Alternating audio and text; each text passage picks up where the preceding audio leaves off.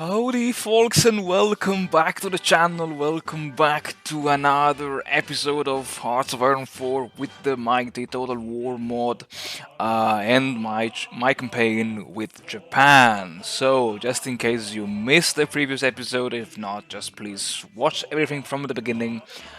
This is an alternate history Japan campaign in which I will first of all annihilate the Soviet Union and then declare war against the Allies.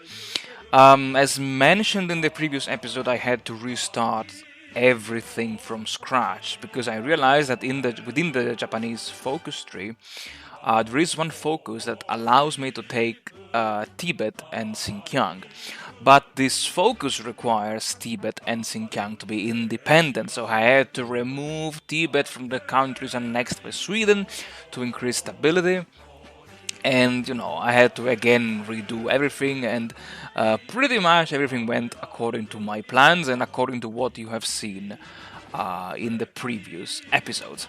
Now, I also have to say that in this video, I decided not to speed it up too much because I wanted to show you guys what I was doing without fast forwarding everything at an insanely high speed level. But basically, I can describe you my strategy in these few minutes. The goal was to expand and extend my supply network. This was done by, first of all, creating 3 additional supply hubs in the western part of China. And first of all this, and then second, building up, I wouldn't call it an intensive and extensive railway network, but at least I wanted to make sure that each supply hub was connected by at least 2 railway lines, and that's because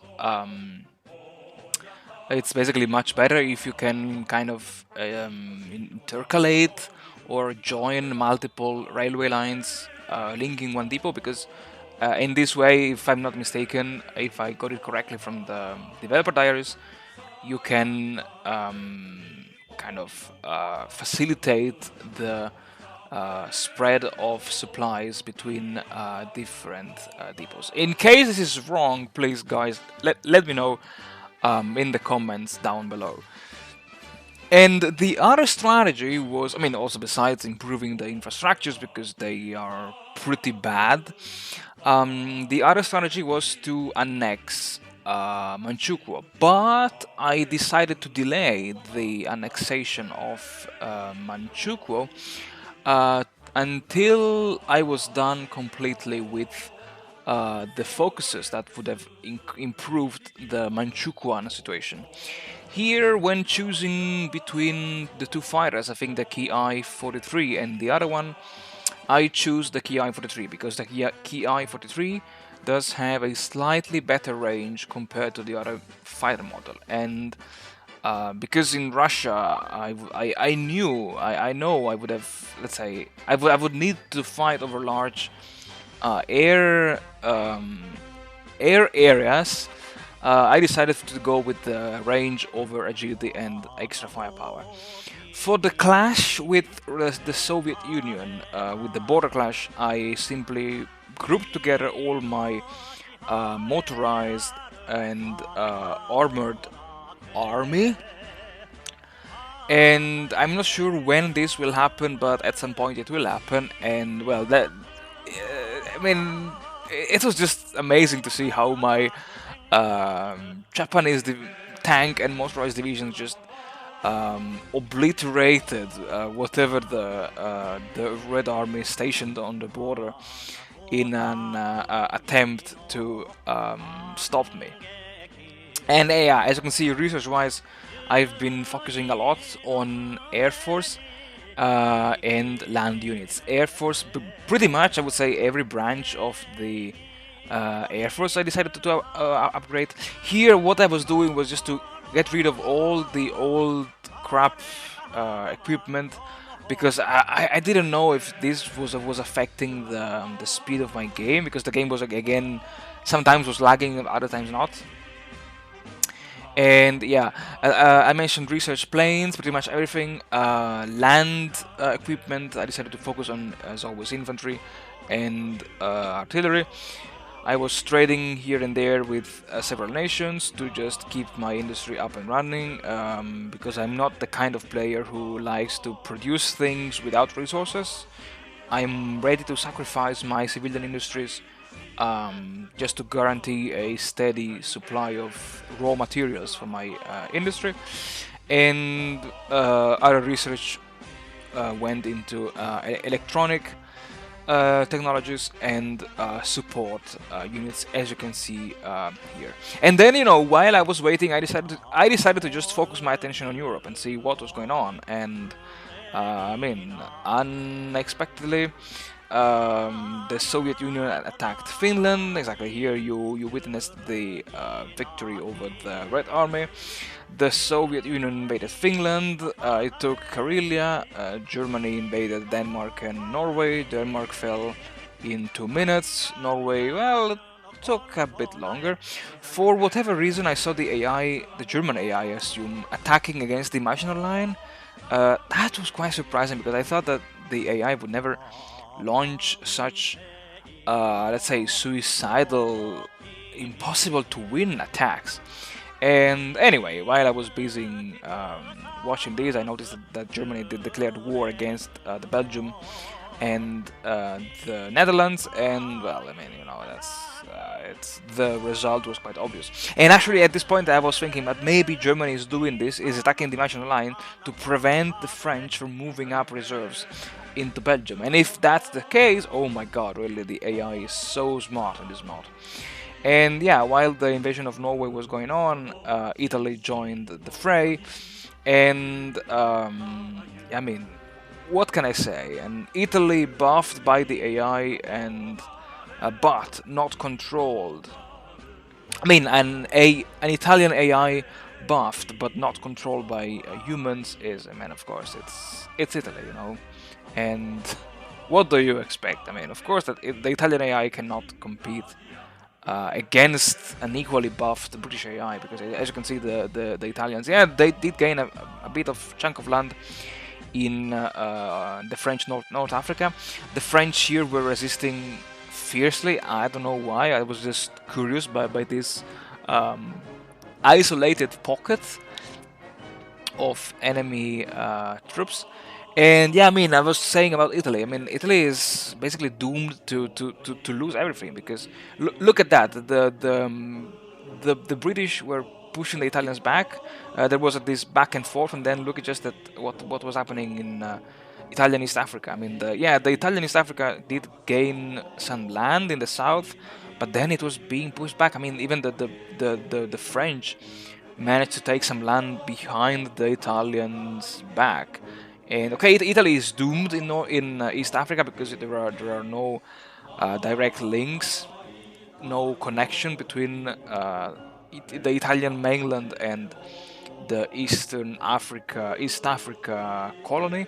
So yeah, even if the AI in East Africa managed to launch some productive offensives, then it's just a matter of time before the Italian there collapses. And I was curious about the battle in North Africa, because I was like, the British, yeah, they did penetrate, then they were being pushed back, and then there was this stalemate around the Egyptian-Libyan frontier.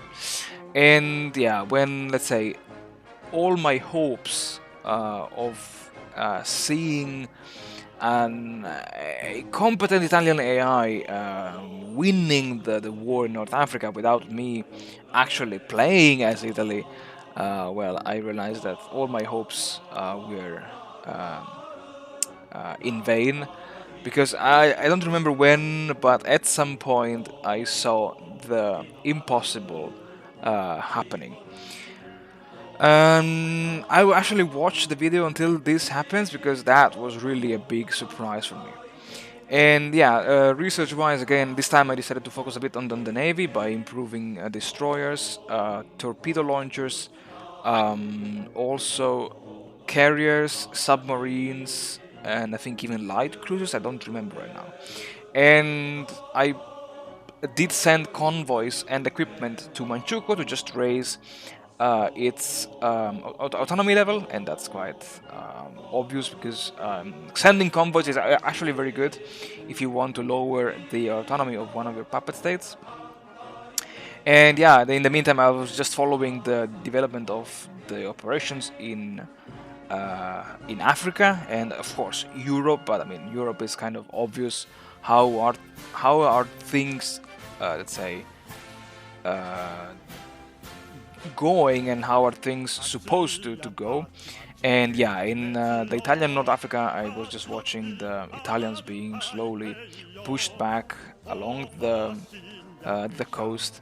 The Allies managed to divide the Italian colony into two, and yeah, I mean, as I said, it's just a matter of time before the Italian AI has to give up.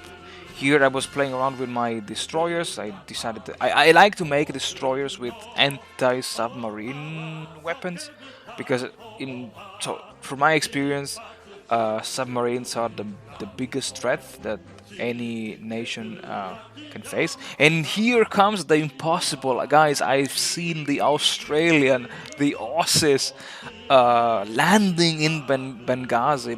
I think it's called Benghazi in English. And oh my god, when I saw the Aussies there, I was like, oh my god, Italy is freaking doomed. And because already the Aussies isolated that bit of it's called, I think, impassable land in the middle of the Cyrenaican desert, yeah. And then they just kept pushing south until they completely isolated all the Italians between the Libyan-Egyptian border and I think the port of Tobruk. And considering that the AI would have probably not invested into infrastructures in Libya, yeah, as you can see, the Aussies were just expanding and grabbing land, and the poor Italians were just dead and doomed. And oh my freaking god, I've never seen the Australians being so brave and so, let's say, um, expanding, so poised to attack. I don't know how. I don't even know how to say this. I mean, it was just an incredible show to watch, to see the Australians liberating North Africa from the Italians. And yeah, anyway, besides this, I kept, let's say, annexing. I kept building infrastructures and roads and railways and everything else, pretty much. And when I was done with the focuses to annex Manchu to improve Manchukuo, I actually annexed it. I did gain control of the army. I got rid of many divisions until I had only 24 divisions, and then I converted them into the canonical Hoi Shidan B type, so 9 infantry battalions and 2 light artillery battalion. Even though I think that after this series I may actually do a series in which I will tell you guys which is the most OP template that you can use in the Total War mode, and that this template will grant you any victory against the AI. Absolutely. I did learn it from my multiplayer session that I played with the boys, basically, and oh my god, that was freaking insane. Now, in preparation for the war with Russia, or better, the Soviet Union, besides expanding the logistical network, I also decided to bring in the actual boys, the actual troops. One army stationed on the Xinjiang border, and 3 armies stationed in the former Manchukuo border. Yeah, 2 infantry armies on the Manchukuo border, 1 infantry army on the Xinjiangi border. I don't know if that's the way to call it. 3 motorized division and 1 armored division were stationed in the Shakalian Peninsula, and there you see the Aussies attacking Tripoli, invading Tripoli, and basically sealing off the Italians from North Africa. And one thing that surprised me was to see that the Italians in East Africa actually held out longer than the Italians in North Africa. But yeah, I mean, good morning Italy, yeah, as always. And yeah, so I mentioned these 3 motorized divisions and 1 tank division in the Shakalian Peninsula, and I also moved the rest of my motorized slash armored army. I would call it in the middle of Manchukuo, because the goal for me of the strategy against the Soviet Union was to take control of Vladivostok, absolutely. Take control of the other port that the Russians have in the Far East, and at the same time cut through the Trans-Siberian Railway. Because in this way, I would basically starve all the Red Army troops stationed in the Far Eastern Front. And yeah, with the fall of North Africa, I focused my attention on the Italian East Africa. And then when March 1941 hit, I focused my attention on, I think, my favorite theater of war of World War II.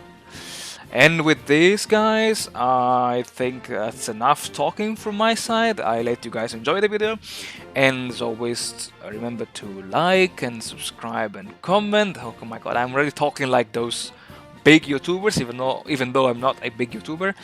And yeah, with the beginning of Operation Barbarossa, I just kept my eyes on the Eastern Front, and then when I felt that I was ready, I picked the focus to declare war against the Soviet Union. That's it for this video for me. Enjoy the rest of the episode, and well, as always, like, subscribe and comment, and I'll see you guys in the next episode.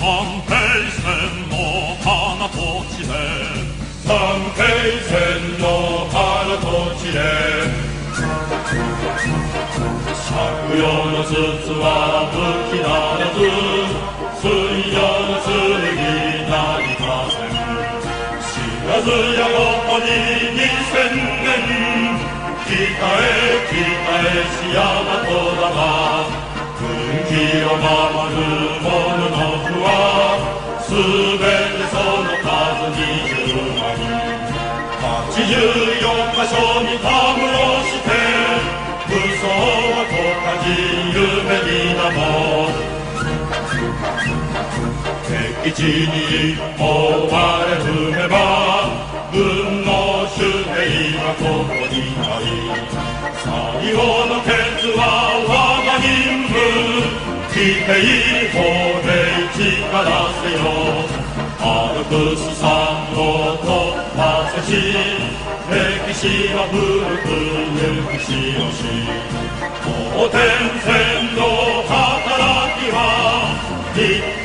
国兵の水として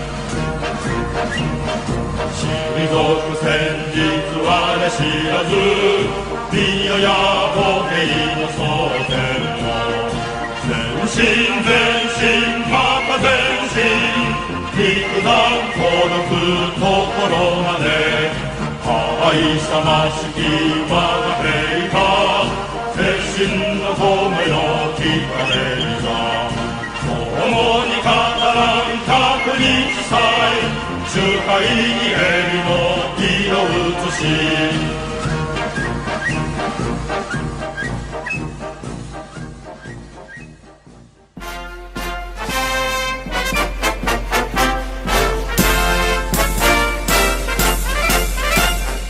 天に変わりて麦を打つ十有分相の我が兵は炭鉱の声に送られて近づいて立つ父母の国佇まい生きて帰らじと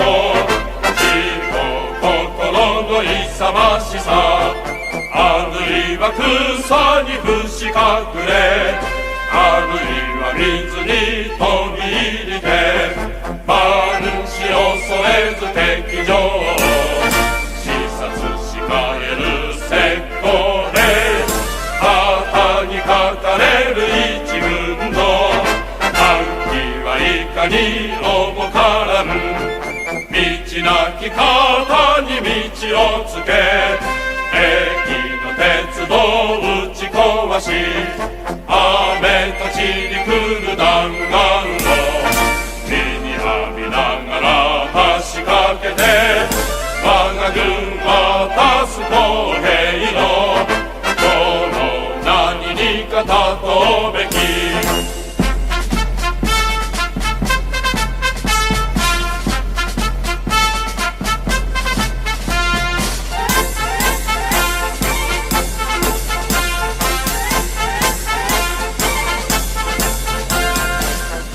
トルコ兵助けつつトルコ兵助けつつ敵を沈黙せしめたる我が軍隊の砲弾は放つに当たらぬ方もなくその声天地にとどろけり一斉射撃の筒先に敵気力をひるませて鉄条も桃の皮と乗り越えたる類上に果てし誉れの日照期皆我が歩兵の働きぞ